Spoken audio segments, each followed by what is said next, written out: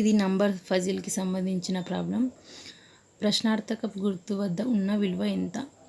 ఇక్కడ మనకు 4, 5, 41, 10, 9, 181, 24, 6 ప్రశ్నార్థకపు గుర్తు. వెరీ సింపుల్ అండి.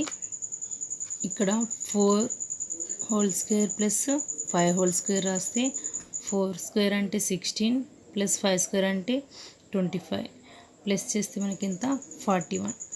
నెక్స్ట్ సేమ్ దీనిలానే 10 square plus 9 square equal to 100 plus 81 is equal to ఎంత 181.